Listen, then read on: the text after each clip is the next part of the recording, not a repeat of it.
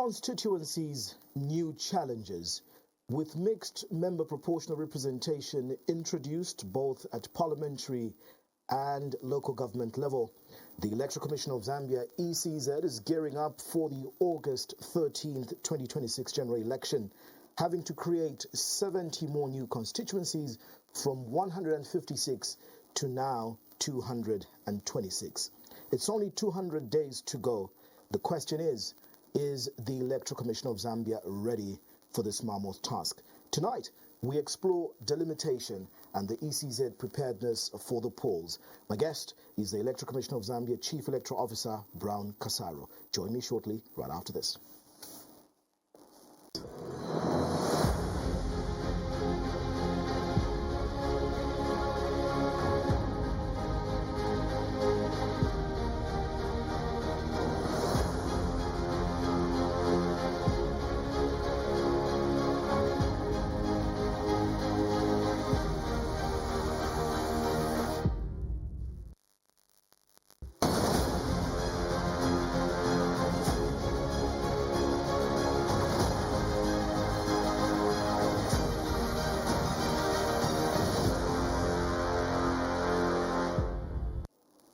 Thank you so much for taking the pleasure and time of joining us on Costa's Cross Examination tonight. It's DSTV 271, GoTV 20, Diamond TV online on Facebook. Chief Electoral Officer Brown Kasaro, you're summoned. Welcome to Costa's Cross Examination. Thank you. It's an honor to be here, and it's good to be able to interact with the citizens through your cross-examination. Thank you. Let's begin with Friday's, briefing. You were at Mulungushi briefing the nation on the roadmap and launching the delimitation exercise, taking from the chairperson's speech, Mwangala Zalome's, the focus is on specifically three things: delimitation, the Electoral Process Act, where a draft has now been issued, and then the voter register inspection. Some are saying there's too much work to do in very, very little time. Are you equal to the task? Yes, Costa. As outlined in our briefing on Friday, the Commission has set out a plan to execute on all these three areas. So firstly, the delimitation, which we are looking to conclude by 30th April 2026. The amendment to the Electoral Process Act is also an item that is already on course, and we're looking to leverage the current session of Parliament to enact that amendment, so that the rest of the process as we go to August 13th is in line with the amended Constitution. And as for the inspection, it's an item that was already on the roadmap. So the two items that we really are seeing being introduced following the amendment to the Constitution is the changes in the Electoral Process Act and the delimitation. But as indicated, these are items that we look to conclude in the next couple of months, and then we'll continue to execute as per new legal framework. So we're on course. One of the spirits really of a healthy democracy and a healthy electoral process is the aspect of consultation and broader consensus. This again was echoed by yourself, the chairperson. Come next week, by the 12th of February, you want to begin district consultations in the 116 districts for the delimitation exercise. Again, there are concerns that the time allocated, 4 days in these districts, 1 full day for a delimitation meeting. Then there is this matter in the Constitutional Court by the People's Action for the Country's Transformation, taking the ECZ and the Attorney General to court in this matter. They are citing, obviously, aspects around the fact that they believe that there are aspects around certification of the final register, mass voter registration, the inspection window. So while all this is going on, why do you seem determined that there's consultation? All right. So You're right. So what the Commission has proposed, has put across as a roadmap in terms of the delimitation, is that following the launch of the exercise, the next step is to go into all the 116 districts countrywide to do consultations. And those consultations in each district will focus on their district. So we're meeting stakeholders in all the 116, and these include members of parliament coming from that constituencies, the current constituencies in that district, mayors and council chairperson, the councillors in that district, traditional leaders, civil society organizations, faith-based organizations, and these meetings, heads of government departments. And these meetings will also be open to the public. So what we're putting across to the people out there is an opportunity to be able to make a proposal to the Commission to say, yes, the Constitution has been amended. The Commission has to establish 70 new constituencies. So the stakeholders in their district will say, given what the factors are, we believe we deserve a constituency or so, and here are our reasons. So this is the proposal that we expect to come out of that meeting. Now, the period looks short in terms of 5 days to cover the whole country, but what the Commission has done is we have these meetings will be presided over by our district electoral officers. So these are the council secretaries or town clerk for respective districts. So they will be supported by staff from the Electoral Commission, but the district electoral officers will preside over these meetings. And given that the agenda is one item, we believe, and this has been is through experience also, all the delimitation exercise, the consultations at the districts have been a one-day meeting. So 1 day is sufficient for all these stakeholders at the district to deliberate and put across a proposal to the Commission to say, we propose that our district deserves a new constituency, and this is the name we would like to give to this constituency, and this is the boundary for the new constituency. The existing one will end here, this new one will cover the side of the district. So just to get you correctly there, is this delimitation in a way already predetermined by the Commission, or are you starting afresh? I ask this because the Mushabati Technical Committee did propose in the constitution-making process that there should be 70 more new constituencies and 7 per province. That is how they came up with 70. Is this the process we are following, that we're going to go for 7 per province? So remember that before the amendment to the Constitution, whether it's a report by the Commission or any other committee or institution, it's merely a recommendation to government. It's a recommendation to say, we'd like the Constitution to be amended and provide for such a number of constituencies. The next step is the amendment, which has now happened. So there were several proposals, and government through Parliament, they settled for 70 new constituencies. Then the next step now, which is entirely the mandate of the Commission, kicks in, which is now to come up with those boundaries of the new constituencies.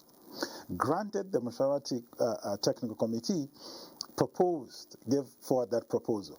But as far as the Commission is concerned, the guidance is very explicit in the Constitution, Articles 58 and 59. So the mandate rests with the Electoral Commission. And the Electoral Commission, using the factors listed in Article 59, will determine where the new constituencies will be. Will the Commission follow the 70 as an equal distribution per province? Because again, here are the sticky areas where you're being accused of not being transparent. Are you following the 2019 report, or we will follow your recent submissions to the committee in Parliament where you appeared yourself, in terms of when you look at Article 58 and 59, equal fair distribution following geography and so on? Which data will guide, or will your decisions be based on as a Commission? All right. So Yeah, in terms of the, what I can say for now is that the Commission will not necessarily follow the recommendation to say equal number per province. Why do I say so? It's because the Commission is guided by Article 59. And Article 59 is very explicit in terms of the factors to consider. Now, let me spell out a few of them. Firstly, it speaks to consideration for history, diversity, and cohesiveness of a community. Then secondly, it speaks to population density, trends, and projections. Already, if we sit here and look at the populations of the 10 provinces of Zambia, very different. So that factor will have to be looked at.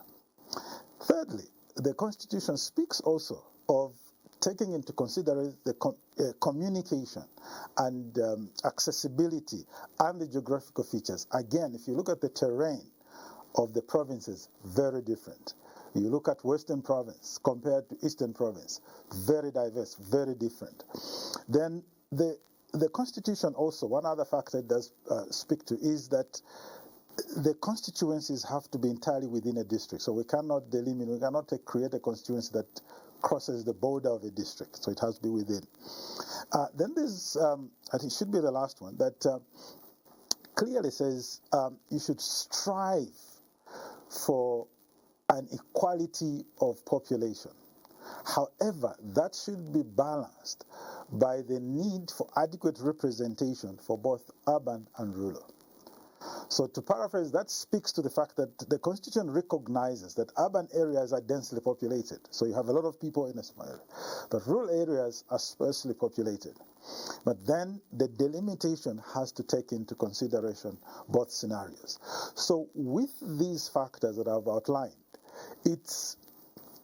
the Commission cannot start with a constraint to say, all right, we'll give equal number per province, because these have to meet the factors that the Constitution has to. So once we conclude at the end of, by mid-April, the nation will be informed how many constituencies have been created and the allocation, as it were, per province. So the starting point is not an allocation per province.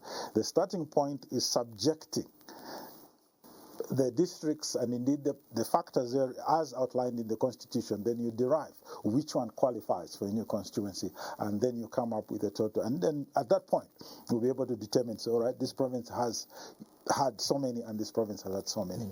The Constitution in Article 58(6) obviously does, provide for this delimitation process to be challenged before a court, or rather, when I look at this particular case in point, the challenge is that there's contravention of Article 58(6).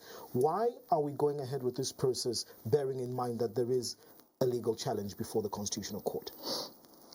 Well, I may not speak to the technical details in terms of the legal. So there is, yes, a case before the Constitutional Court by the PACT, that's the acronym. People's Action for the Country's Transformation, the People's Yes. Pact. So there is the main matter where they're challenging the implementation of the delimitation. But also there was a preliminary matter in terms of seeking an injunction to stop the process. So the judgment was rendered on, I think that was 5th February 2026, to say that the Commission may proceed, if I may put it that way. So the ruling was given in that respect, that the injunction could not be granted, so the Commission can proceed, while the other matter is being attended to in terms of the main matter challenging the whole process, as it were. Yeah. Rather than not, one of the things you mentioned in that your consideration is also part of history. I just want us to look at from 1991, where we had the first multi-party elections. Zambia then had 125 elected seats. Currently, we are sitting at 156, and this process, if we add the 70, will then bring us to 226.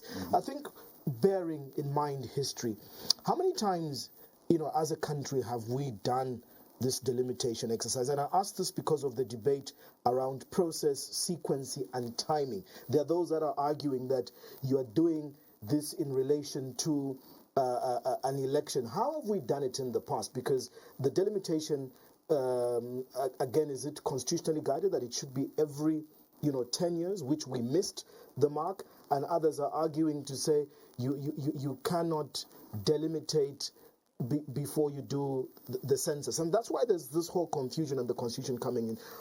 How has the process sequence timing period been in relation to delimitation in the past, and have we changed the process this time around? No, Costa, we have not changed the process. So when it comes to delimitation, yes, Article 59 speaks about the review of constituencies every 10 years, again, as a mandate of the Electoral Commission following a census. So each time we've had delimitation, it has been preceded by a national census. Now, there is a little bit of a mix-up in the sense that when it comes to the electoral process, the word delimitation is used with respect to three categories of electoral boundaries. Okay, the one we're discussing now, constituencies, and as you rightly pointed out, as a nation, we have rarely done.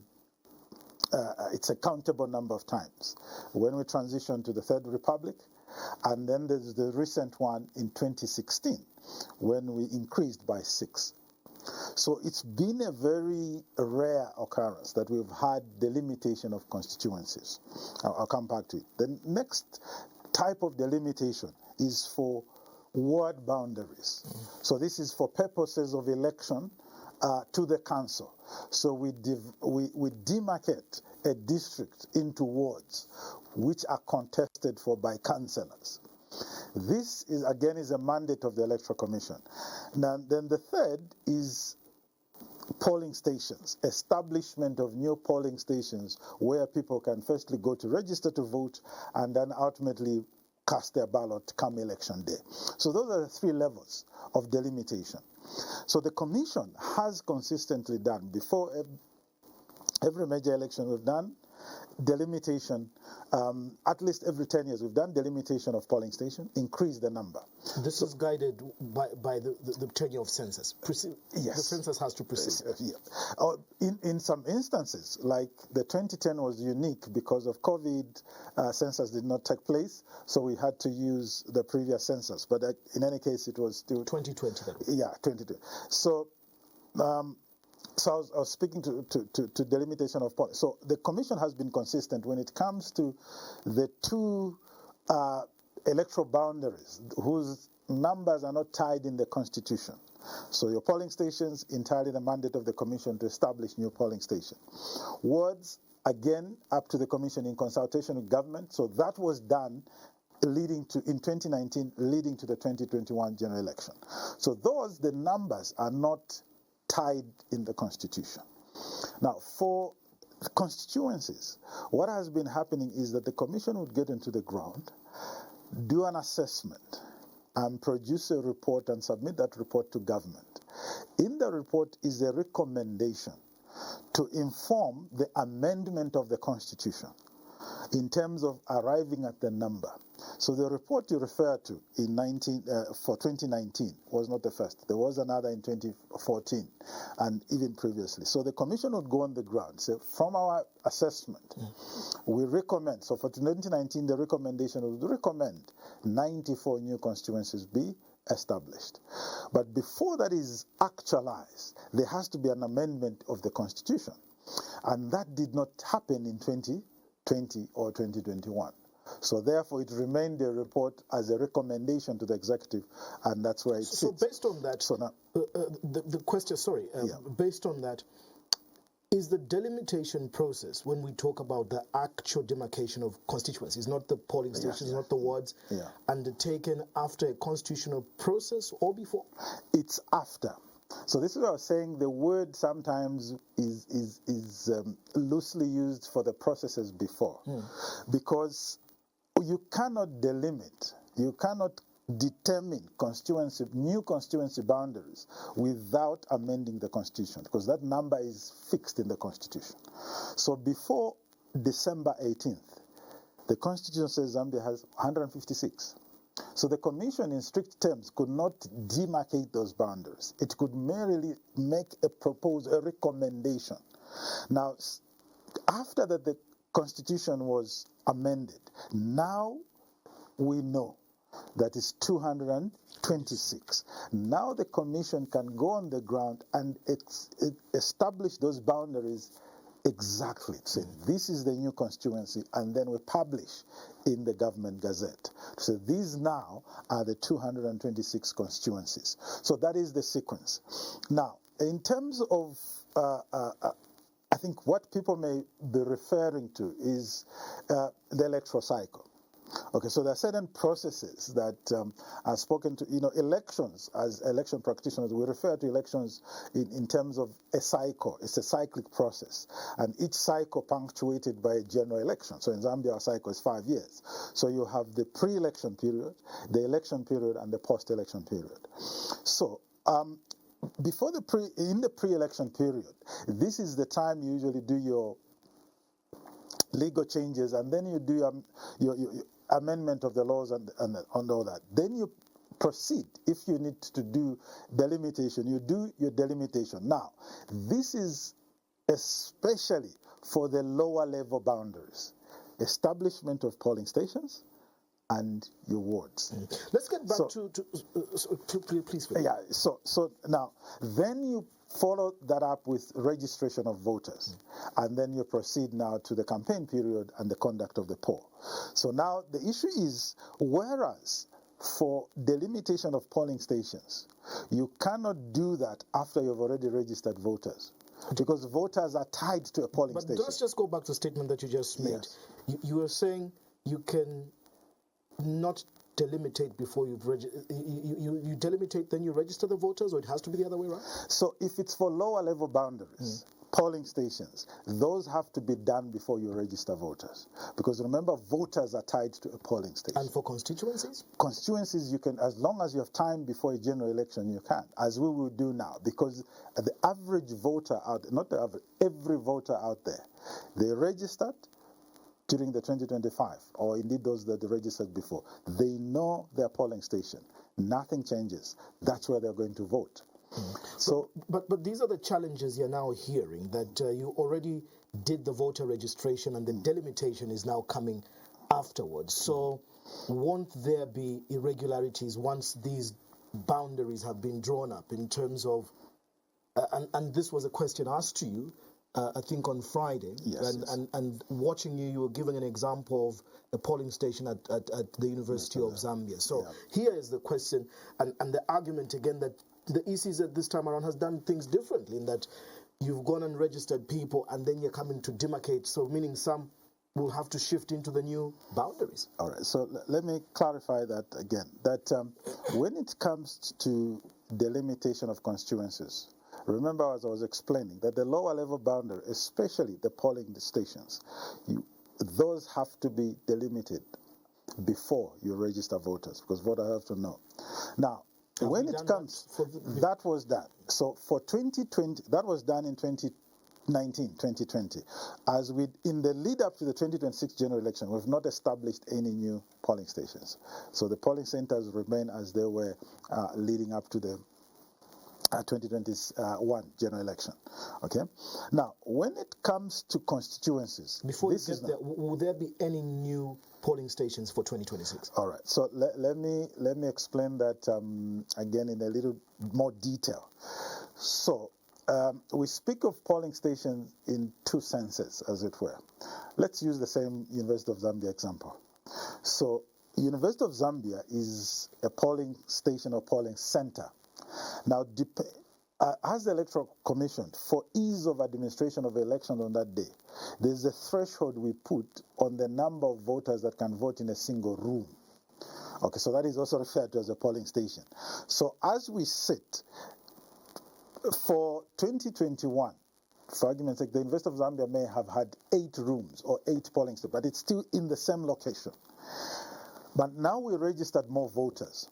If we apply that threshold to say, okay, every room can only accommodate 900 or 800 voters, if they get to be more, we may have 10 rooms at the University of Zambia. But yet again, this will be communicated way in advance. But in terms of centers, we remain at the centers that we had in 2021. At a particular center, the number of rooms may increase because of the increase in the number of voters that we've had to register since then. So I hope that clarifies. So coming back to delimitation of constituencies, this is not the first time that delimitation of constituencies is taking place after voter registration. 2016 is a classic example. The Constitution was amended in 2016 itself. This time around it's 2025, or December, but it was amended in 2016. Now, that amendment introduced 6 new constituencies. We had to delimit those after we had already done. Voter registration was done in 2015. But because these are higher level boundaries, it does not disenfranchise the voter. So let me explain that again, what do I mean by it does not disenfranchise the voter. Again, you refer to the example that I gave on Friday, so let me probably use the same. The University of Zambia is a polling center, okay? So during voter registration, if a new voter, never mind the ones that were already registered, but if a new voter went there and registered to say, come August 13th, I want to vote at the University of Zambia Sports Hall. They registered, they were issued a card. Now, this time around, we're going on the ground to establish new constituencies. If, for example, we applied these factors to Lusaka district, okay, and realize that as per the factors in Article 59, Lusaka district requires new constituencies. And let's take, for example, that because of that, we have had to split Munali constituency. So this side of Great East Road, as you know, as you're growing in the eastern direction, the northern side of Great East Road is maybe what remains as Munali. The southern side, let's for argument's sake call it Mtendere constituency or Kalingalinga constituency. That will be the only change. But the voter that registered at the University of Zambia, come election day, they will still go to vote at the University of Zambia at that polling station. None of their details change. The only thing that has changed now is that if they were already registered... But their constituency has changed. Yes. So let's come back to that. What is the constituency there for? Representation to Parliament. Even if they were to remain in Monali constituency, the issue for the voter is not that I want to belong to Monali constituency. No, the issue of the voter is I want to elect a representative for me as a voter to go to Parliament. In 2021, that representative stood on the Monali constituency. But now, this representative is standing in the Kalingalinga or Mtendere constituency. Let's just get clarity on this, Chief Electoral Officer. Yeah. I think the communication that needs to happen, and I think as a commission you need to do a lot of sensitization. Exactly. The worry is that when you begin these physical demarcations, you have already done voter registration. So if I am a registered voter at Woodlands, school, yeah. under Lusaka Central, for example, and you divide Lusaka Central into Lusaka Central and Lusaka West, like you're explaining, what will happen with my current voter's card and my voter details? Yes. So let's start with the voter's card. Nothing changes on the voter's card because what the voter's card carries is the name of the voter and the polling station that voter is registered to vote at. So in this case, we gave the example of Woodlands B. None of those two details are changing. The voter still goes to Woodlands B. Their card is valid. Now, I know we use the words demarcate, and sometimes that may create a picture as if we are literally on the ground moving territories, moving villages. Now this village moves. No, we are merely designating that, and let me add here that for this delimitation, we are, in establishing the new constituencies, we are not tampering with the ward boundaries. Okay? So the polling stations remain the same. The wards also remain the same. So if, like you've used, Lusaka Central has, let's say, 6 wards, the demarcation would be, now these 3 wards would be in a new constituency, these others remain. That's all. So you're not literally moving people. What is changing is the constituency to which they are voting. Yeah. That is explained for the voter. Yeah. And I'll take voter into context. Yeah. And as an expert, you guide us. What about for a voting candidate? And I want to give this example of what recently happened in the Chawama by-election, where one candidate was contesting in Chawama but was a registered voter in another constituency. So what will happen to candidates, for example, again, if I am registered in Lusaka Central and then this designation, I will not call it demarcation, designation happens into another constituency, and I'm adopted to contest in the other, but I'm registered in the previous one. All right. So I hope I'm yes, the question is clear. Thank you. So the constitutional requirement for a person to contest a parliamentary seat is to be a registered voter. That's all. Not a registered voter in a particular constituency they want to contest. As long as you're a registered voter, you qualify. That's the only requirement as far as voter registration is concerned.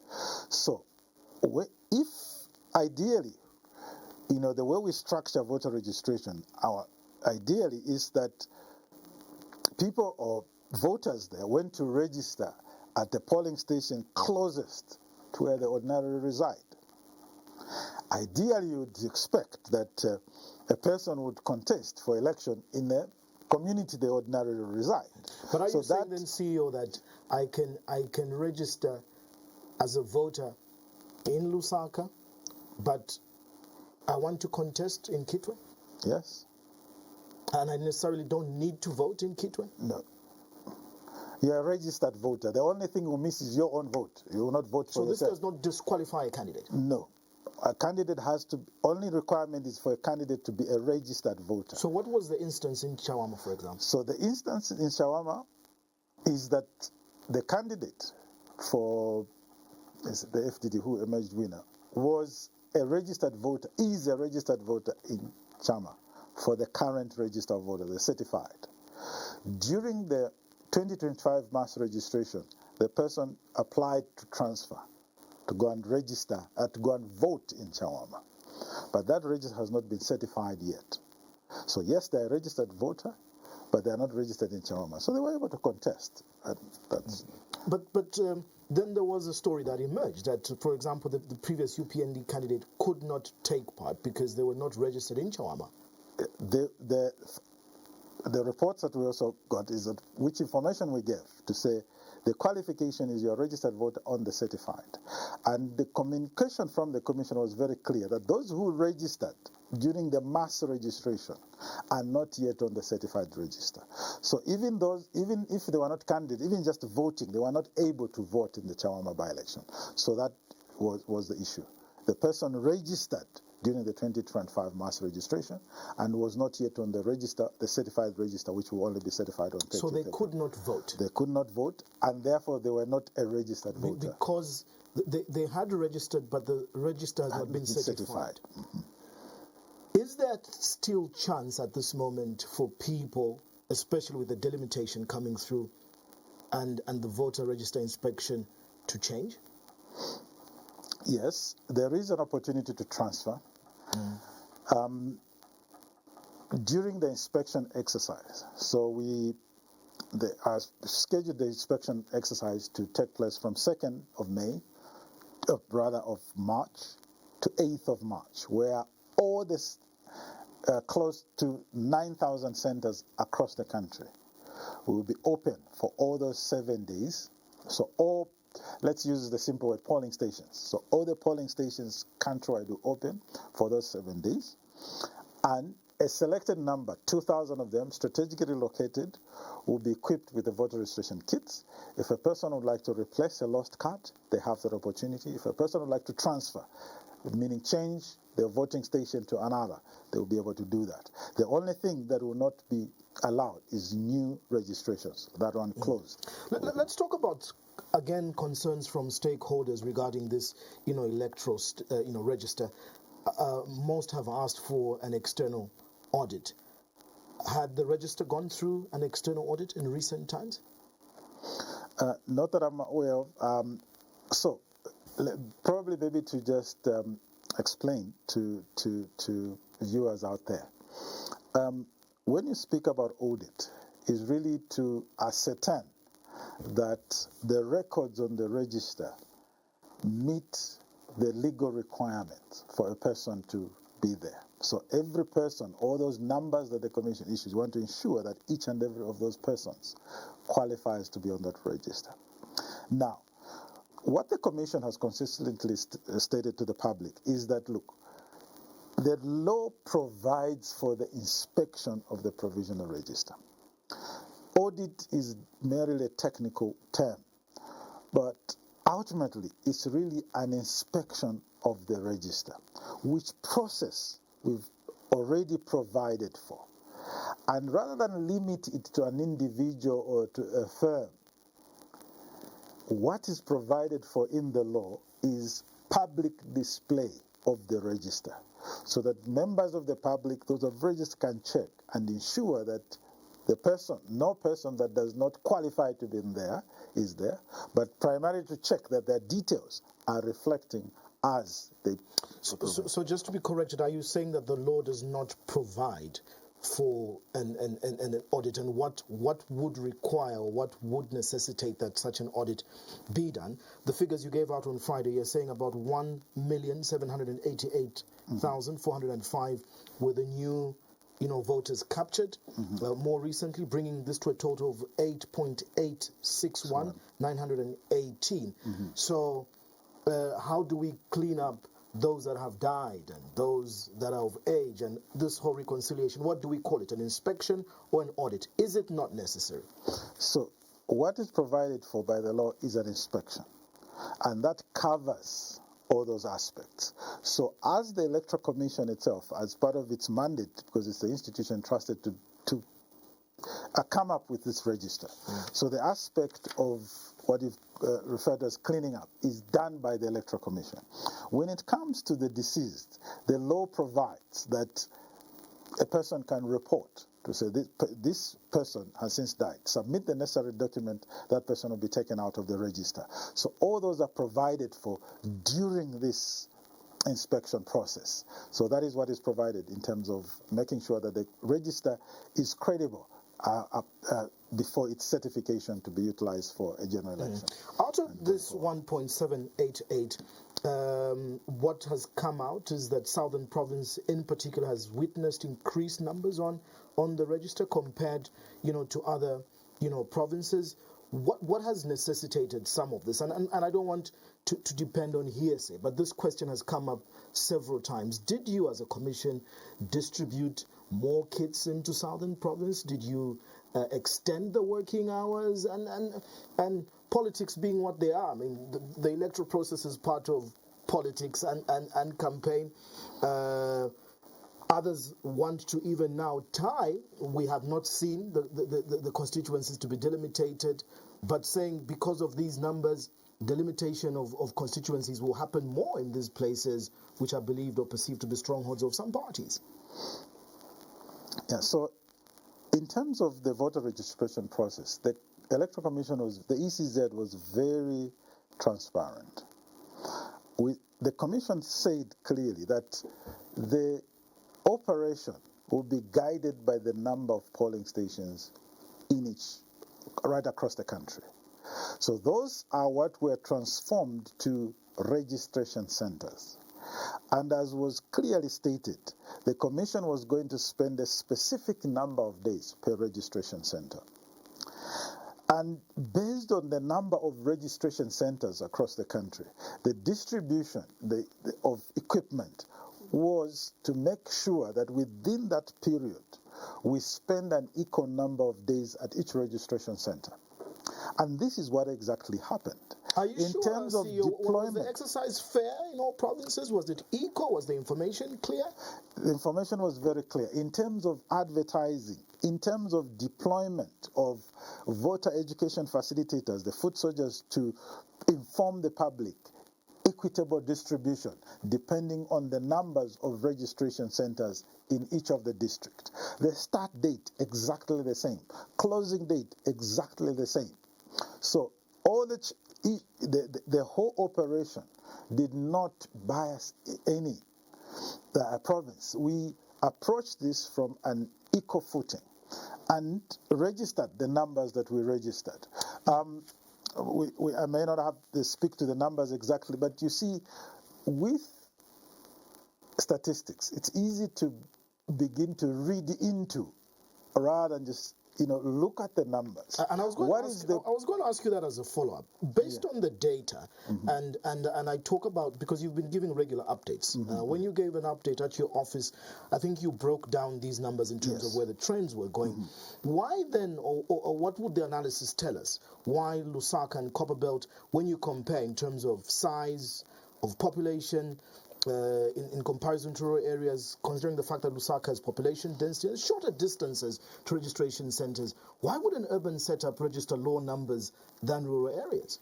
What is the data showing us? So, exactly. The data is showing that Lusaka, in terms of comparative sense, in terms of as a percentage of the population, was very low performing. Now, this is against the background that Lusaka as a district had the highest number of kits deployed because of the population, because of the number of registration centers in Lusaka. So Lusaka had about 200 on every day during that registration period. 200 centers were open in Lusaka. If you talk about access to the media, that's Lusaka. If you talk about access to information, it's Lusaka. So this, of course, the Commission will need to do a detailed research thereafter to determine the reasons why. But at where we stand, all we can attribute it to is just apathy. Because Lusaka cannot claim that the registration centers were very far. That's the question. Why would Copperbelt and Lusaka have lower numbers? We were there waiting for the people. Yes, they turned up, for example, the day before the last extension. Remember, we ended up doing a 3-day extension. Now, the day before that 3-day extension, we had serious queues in Lusaka. And this is what informed the Commission to say, all right, let's go ahead and do extend. The Commission even went further to say, let's, courtesy to business houses like ShopRite, let's take kits to ShopRite. And people were able to register there, meaning, should we follow people to their homes to go and register? I think this is a civic duty that we should take seriously as a nation, as citizens, to say, I'm 18, I need to register as a voter. So that is we take it as a challenge, but it's also a challenge to all of us as a nation to say, look, for Lusaka, there's no excuse really. So what is your assurance then in terms of transparency? Because any election's credibility is based on its integrity through the process. These claims of why are certain provinces or areas that are alleged to be strongholds of particular parties having so many numbers? Yeah. So that's why I was saying that depending on how you read the statistics, you have to look at those figures firstly in terms of absolute terms as numbers. But then you also have to look at those numbers in relation to the population.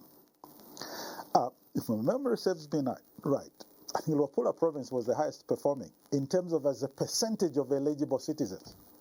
No one is talking about that, so we're biased towards Luapula. It's because in absolute terms, the numbers look low because the population in Luapula is lower than the population in other provinces like Southern. So that's what we have to look at when we look at these numbers, not just say, all right, you've registered 50,000 here, why? So, and this is what I keep drawing us to say, how did the Commission approach it? What were the inputs into this process? How was the process managed? The process was transparently managed. The distribution is not an issue that was a secret. Information was shared, the deployment plans, when the centers would open, when the centers would be closed, and so forth. So everyone had equal access. Do you, as a commission, through this registration process, work hand in hand with political stakeholders? We've been hearing stories of voters being ferried to registration centers by political parties through various processes. Have you also received reports of quote-unquote non-Zambians being given voters' cards, people coming from the border in Malawi or Tanzania and whatever, making these numbers, and hence the calls for this audit on the register? So, in terms of collaboration or indeed stakeholder engagement, the Commission, at every stage of the process, always undertakes to consult and engage and inform. And in this particular case, political parties are key stakeholders in voter registration. So yes, as we were building up to the voter registration, we did a lot of engagements for them to appreciate how we're going to approach this process and so forth. Now, in terms of reports around border areas and so, this is not new. Okay, it's an issue that has come up almost every time that we do voter registration. But what the nation can rest assured is that for example, the 1.7, for each of those 1.7 million voters, for each of those records, one of the qualifications, if not the main qualification for a person to register as a voter, is that the person is a Zambian citizen. But how does someone prove citizenship? National registration card. And this is not a document that we just leave it to the registration officer to look at, examine, and that's it. We take a scan of it. So each of those 1.7 million people, we have a scan of their national registration card, that they are Zambians. Valid national registration card. Now, we'll get these reports. For us, our basis and confidence in terms of the integrity of the raw is each of those records has it with it. Do you investigate these reports? Yes, we investigate. And the investigations we do is to say, is each and every of these records that we have, does it meet the requirement for this person to be on the register of voter? Are they Zambian? Do we have a green national registration card attached to their record? For the sake of time, I want us to move to the amendment of the Electoral Process Act that talks about mixed member proportional representation. But just quickly, for the sake of the nation, run us through what was launched on Friday in terms of the delimitation process. 12th of February is supposed to start the district consultations. How does it move from there? Yeah, so 12th of February, we meet with our officials from the districts to walk them through again how they ought to facilitate and manage their consultations in their respective districts. So we go through an orientation and look at the factors, because remember, delimitation, yes, we do stakeholder consultation, but from the factors I pointed out, it's a technical exercise. One has to look at population figures, settlement patterns, so we have to share maps of their respective districts and look at the pattern of settlement in their districts and so forth. So that's what we're going through this coming week, Thursday, Friday. Then Monday, the following, the 16th, we start stakeholder consultations in the districts. Now, that will run up to Friday. Each district will have a one-day meeting.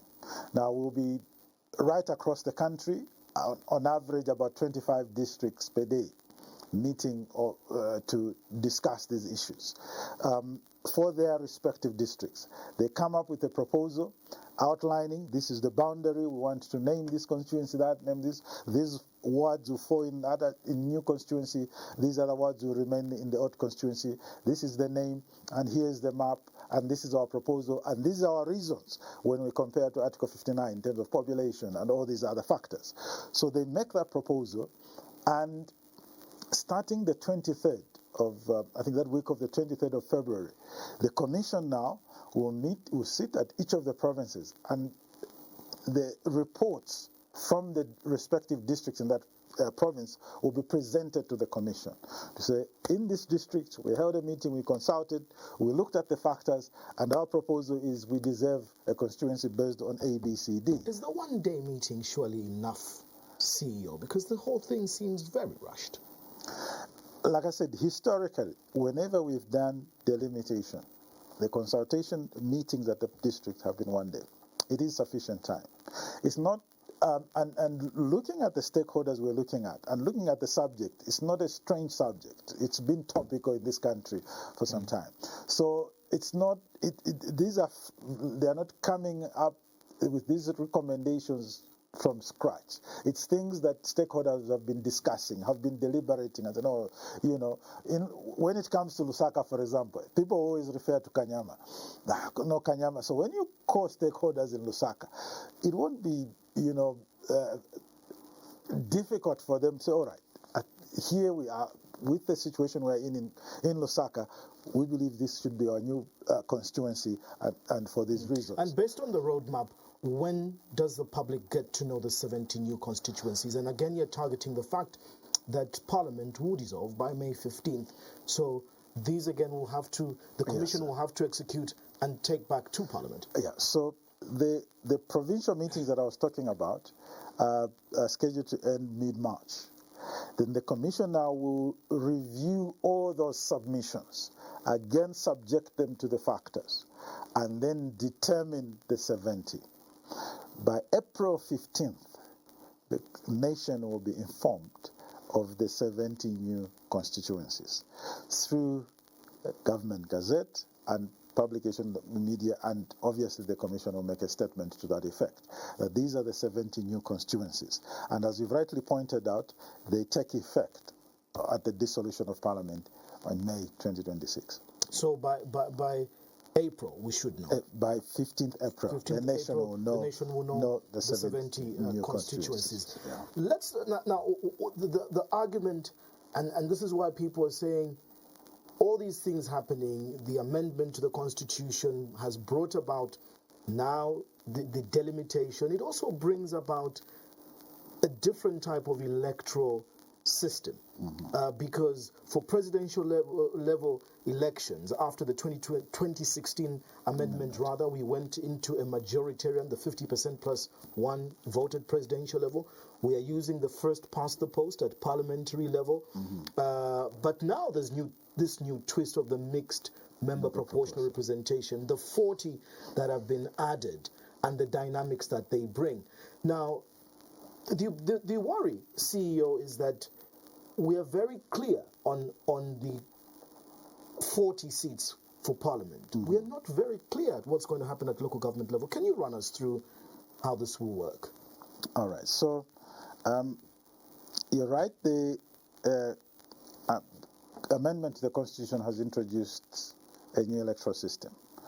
Now, in simple terms, what it's saying is that in terms of elected members of Parliament, there's two different kinds now. There's those who will be elected through the 226 constituencies, okay?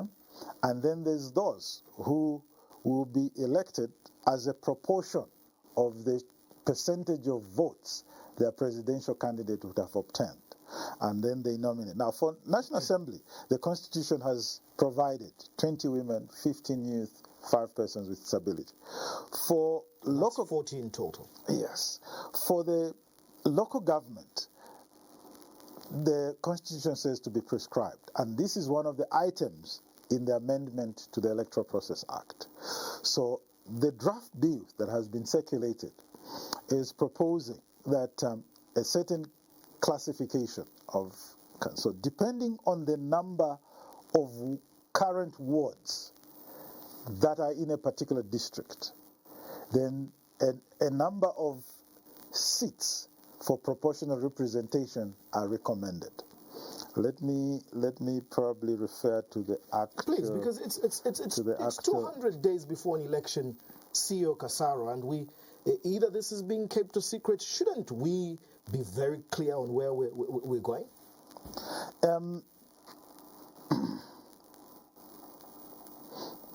We are clear. I think the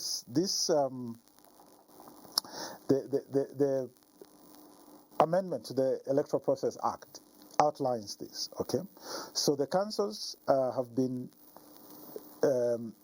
broken down into 3 categories. Okay, so those with seats, I don't have the numbers on my fingertips, but those with seats, I think, is less than 20.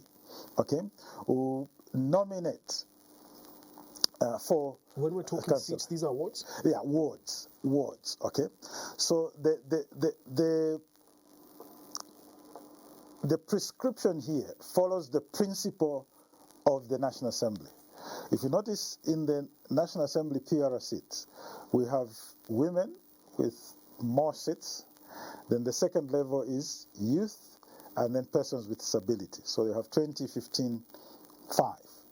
So that's similar, not in exact proportions, but the similar principle has been taken down now to the council. Have the numbers been proposed for people to look at now in terms of? Yes, the numbers are in the draft bill, in the electoral process. And this determination again will be based on presidential vote? Yes, it's presidential vote, but the presidential vote within that district. So how the candidate performs in a particular district, those are the votes that will be used now to determine the sponsoring party, how many seats that party will qualify to obtain on a proportional basis into the council. Yeah. They say democracy is an expensive process, but with the new budgeting act, the 2026 budget was adopted in 2025, presented in September and adopted in December of 2025. What does this do to your budget? Are you capacitated enough because of these new changes? Surely it changes the whole financial aspect for delimitation, for new constituencies, because it means you're printing more ballots and doing more work. Yes, I think the starting point is that the Constitution has been amended. So and it has to be implemented. We are in consultation with government, and from our end, we have shared to say, for us to actualize the Constitution, these are the necessary adjustments that we need to make to the budget that we had submitted. So surely it's not enough. You need more money. Yes, we need more money, and we have tabled that before the Treasury, and they're working to fund us through their respective their modalities. So they would seek the necessary approvals and source the funds to be able to support the commission or fund the commission to execute on this. Just being a public exercise, CEO, how much will this cost us as a country? Yeah, so you recall that last year we had indicated to the nation that the election was going to cost about 1.9 billion kwacha. The adjustment has taken it to over 2 billion kwacha. That's the numbers that we have submitted to the Treasury. Yeah. And so the indications, are we working with cooperating partners? Is this money going to be financed purely by the taxpayers' money? Taxpayers' money, if it's cooperating partners through the Treasury itself. But from the perspective of the Commission, this is through the Treasury, so taxpayers' money. Yeah. Now, but I've since found the numbers. So the proposal in the Electoral Amendment Act is that for a council with 20 ward-based seats or below. So if a district has 20 wards or less, the PR seat for that district will be 2 women, 1 youth, and 1 person with disability. So that's 4 in total. 2 women, 1 youth, and 1 person with disability. That's a proposal. So 4 in total? 4 in total. That's the first tier of 20? Yes, tier of 20. Then, for a council with 21 to 30 ward-based seats. So 21 to 30 ward-based seats, 3 women, 2 youth, and 1 person with disability. 5. No, 6 rather. Oh, 6. Thank you. 3 women, 2 2 youth, youth, 1 person with disability. So that's 6. 6. Then the last category is a district that has more than 30 or 31 or more ward-based seats. A classic example would be Lusaka. I think Lusaka has 39 wards. Okay, so a district with 31 or more ward-based seats will have 4 women, 3 youth, and 2 persons with disabilities. That is 9. 9, yes. And these are a proposal in the draft bill at the moment. Yes, these are proposed in the draft. So, following consultations, this can change. This can change.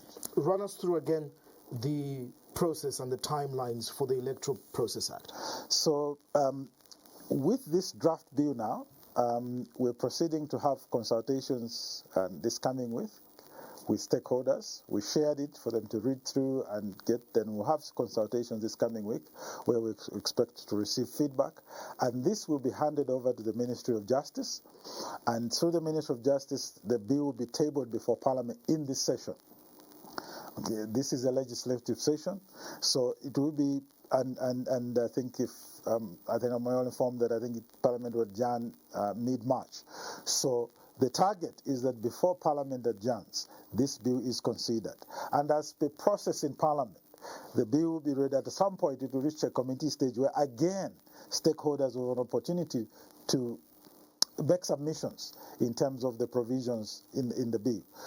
And then thereafter, the enactment. So we're looking at, by the end of March, the amendment is passed and it becomes law. So then, as we prepare for the nominations in May, then we can operate under the basis of the new and amended Electoral Process Act. Will this May amendment of the Electoral Process Act be enough, or are we as a country going to come up with an Electoral Systems Act as well? Because obviously this needs to tie in now into internal processes of the political parties themselves, because if we take the constituency-based proportional representation, each party contesting an election at presidential level, because that's where the percentage or the proportion is counted, will need to submit the 40. Yes. And will also need to submit these numbers at local government level. Yes. So this, if you recall, I think as we, the current act that provides for the management of the electoral process, it was named the Electoral Process Act for exactly that purpose, so that it can encompass all aspects of management of the electoral process. So as far as these changes are concerned, this amendment covers them in terms of the Electoral Process Act. So it is in there, this amendment, that will provide for how to submit the lists. You know, when should the list be submitted? Who should submit? How should the list be organized? For example, one of the things we provided for is that whereas the 20 are strictly women, for the 15 youth, we're proposing a zebra list. What I mean there is that if you start with a male youth, the second one should be female, and you switch them like that. It's not that because women have the 20, therefore the 15 youth are entirely for males. No. Even that, So all those nitty-gritties are provided for. Let me just address one thing. There are other aspects to do with how parties are organized and the whole management of so that's a separate issue. As a commission, we're aware that there is a political parties bill being worked on how to manage, how to register, how to manage political parties and so forth. But as far as the Electoral Process Act is concerned, it's covering every aspect of the amendments of the Constitution, so that then as we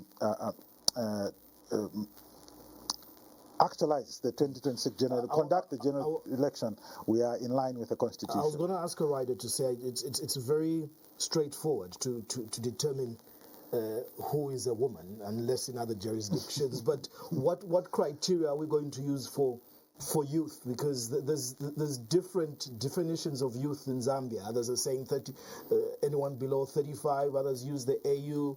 Or what would be the criterion to determine who is a youth?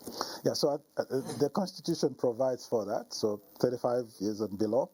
And what the bill has gone on to propose and prescribe is that the person that the political party will put on that list, in terms of, for purposes of the 15 youth, has to remain a youth for the life of this next session of Parliament. I think that's an important point. Just say that again.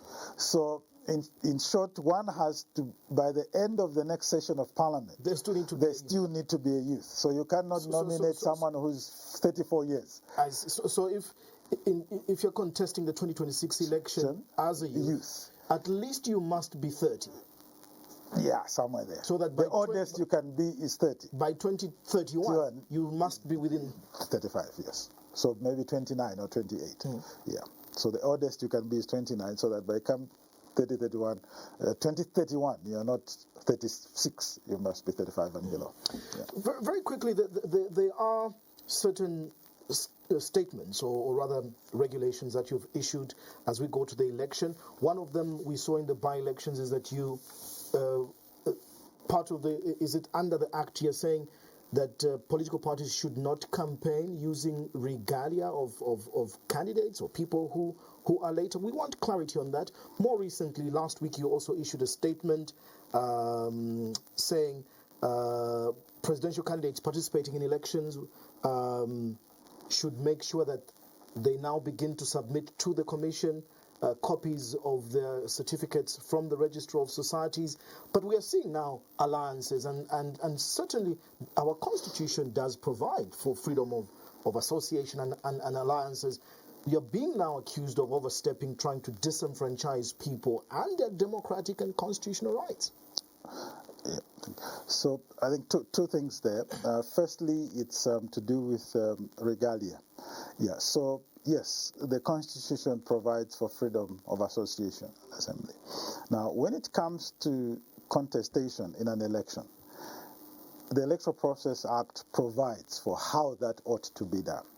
And one of the provisions is that when you are contesting, as a candidate, you have certain symbols and material that associate with a particular candidate. And that's what must be used as campaigns are made. Now, where associations and alliances are formed, they ought to be registered appropriately. And then the symbols for that alliance and so forth, could be used. But where the symbols and so on are for a totally different entity altogether, the law is very clear. All the Commission was bringing to the attention of political parties contesting is this what the law says. Adhere to it. Not targeting anyone, not that everyone. What are you asking? What do you require? You want the alliances to go and be registered with the Registrar of Societies? If you are contesting an election as an alliance, let it be registered. Okay? Let it be registered. Because if you're contesting, because when you're filing a nomination, when a candidate is filing a nomination, they indicate, is the candidate contesting as an independent or sponsored by a political party? But what law says that, CEO? Because even in the past, let's take 2021 for example, there were alliances, and it's not the first time we're having alliances. So the UPND, as a registered political party, fielded in President Hakainde Hichilema, but other political parties rallied and campaigned alongside him because they were not on the ballot. So what is different this time around? Nothing is different. The whole issue is that all the Commission has done is to clarify the law and just rather to inform the public what the law provides. Which law is this referring to? This is the Electoral Process Act itself. And what does it say? I may not quote you the exact section, okay? But the Electoral Process Act provides. So it defines campaign materials. It provides the definition of campaign materials and regulates how those campaign materials ought to be used in respect of a candidate for a campaign in an election. And that's what the Commission was clarifying to stakeholders out there participating in elections. So now, in terms of alliances, this is not the first time, like you said, that alliances, if you go back to 2006, PACs were registered and common symbols arrived at and so forth, and they participated in an election, sponsor a candidate. But the issue here is that if Costa Mwansa files nominations, Costa will indicate I'm standing as an independent or I'm sponsored by political party A. But so just to can get you there right, be CEO, that consistency? What is wrong? What is wrong, for example, if I am standing on the FDD ticket and I come and file in nominations under FDD as a registered political party? Yes. Okay. But party X, Y, and Z say they will not contest as candidates, but they will support the FDD candidate and we're in an alliance. What is wrong with that? There's nothing wrong with that. There's nothing. I don't think that's what the commission is saying. What the commission is saying is this candidate has filed under FDD.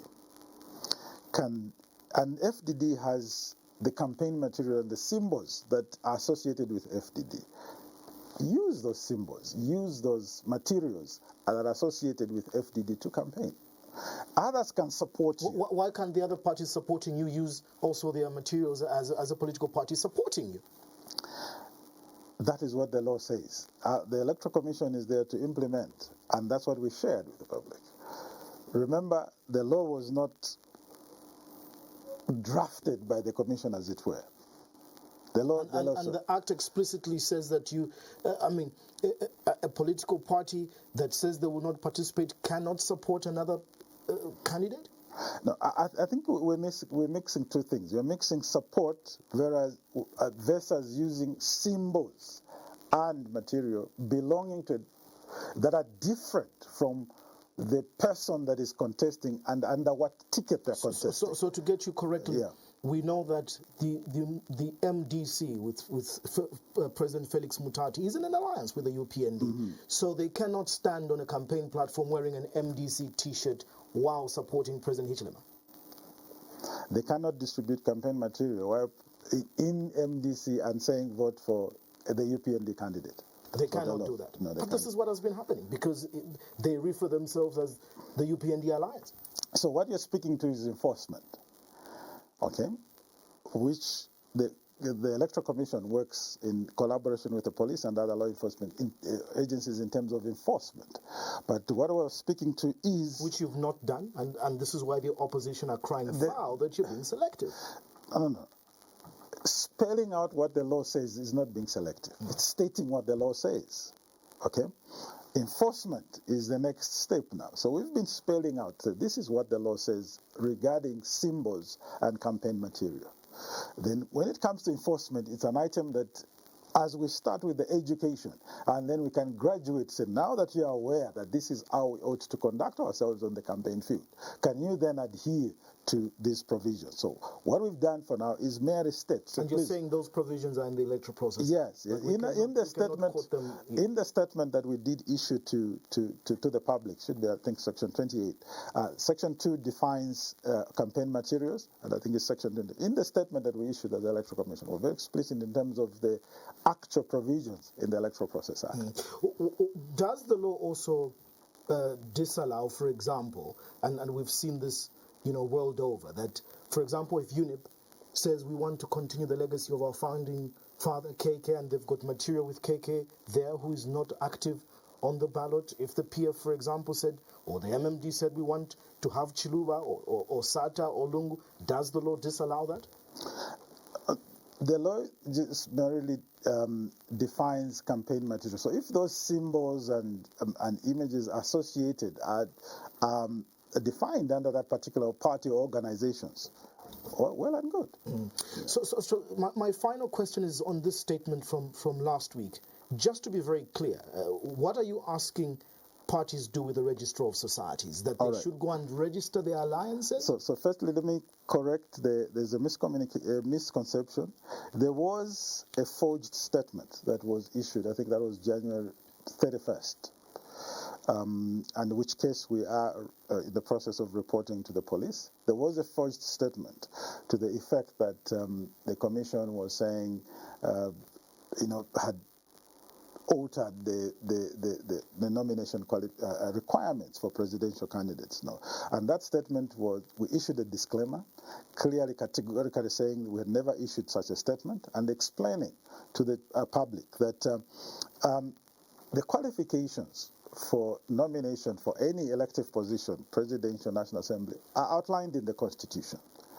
And the Constitution, as it was amended on 18th December, did not change the qualifications. The only change had to do with other aspects of the Constitution. So as far as qualifications are concerned, for presidential candidates, they remain as they were.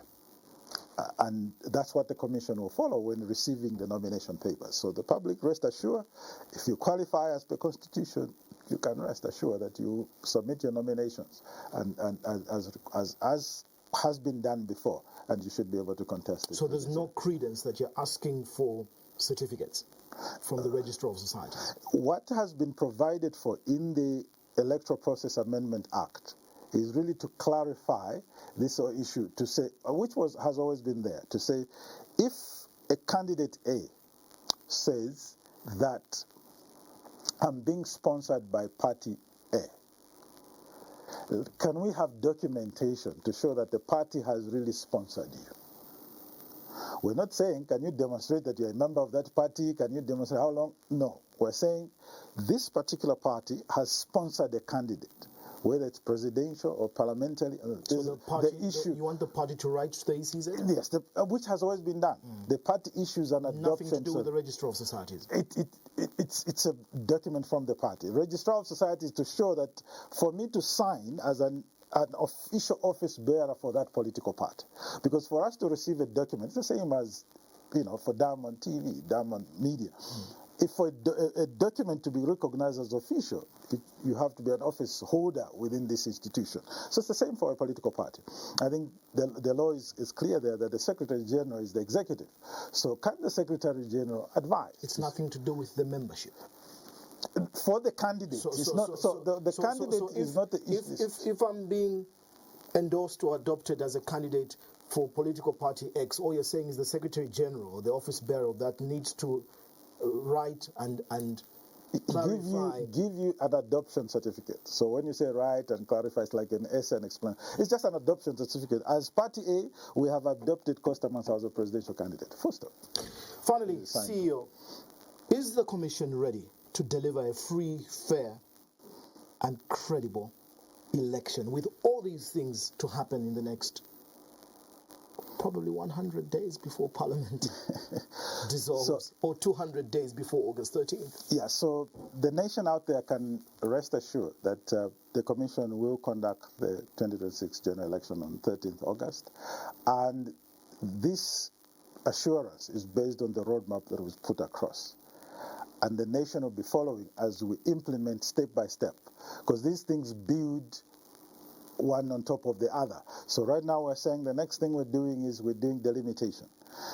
While that is going, we'll also be displaying the provisional register of voters to be inspected. Once that is closed, we release the 70 new constituencies mid-April. End of April, we certify the register of voters, so the nation will know how many electors they expect to turn up on August 18th to vote for the various categories. Mid-May, we conduct the nominations at all the levels, presidential, National Assembly, and mayor and councillor level. Then the campaign period is opened up, and then we print the ballot papers. Come August 13th, we conduct the election. So the nation can rest assured that the Commission is on course to implement all these activities that build up to readiness come 13th August 2026. Chief Electoral Officer Brown Kasaro, it's really a mammoth task in the next 200 days. All the best, and we'll continue tracking. Thank you. Thank you for coming. That wraps up Costa's Cross Examination this evening. It's 200 days to go before August 13th.